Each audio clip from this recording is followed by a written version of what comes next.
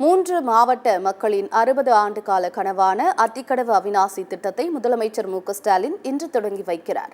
அத்திக்கடவு அவிநாசி திட்டம் ஈரோடு, திருப்பூர், கோவை மாவட்ட விவசாயிகள் மற்றும் பொதுமக்களின் 60 ஆண்டு கால கனவாக இருந்து வந்தது. இத்திட்டம் 1916 கோடி ரூபாய் செலவில் பணிகள் நிறைவுற்று துவங்கப்படுகிறது. இத்திட்டத்தின் மூலம் 3 மாவட்டங்களைச் சேர்ந்த 1000க்கும் மேற்பட்ட நீர்நிலைகளுக்கு தண்ணீர் கொண்டு செல்லப்பட உள்ளது.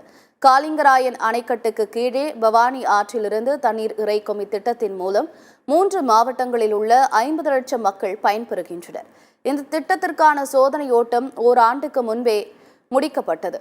ஆனால் காலிங்கராயன் அணைக்கட்டில் உபரி நீர் இல்லாததால் திட்டத்தை செயல்படுத்துவதில் தொடர்ந்து பல மாதங்கள் தாமதம் ஏற்பட்டன. தற்போது உபரி நீர் கிடைத்துள்ளதால் தமிழக அரசு இத்திட்டத்தை இன்று செயல்பாட்டுக்கு கொண்டு வருகிறது.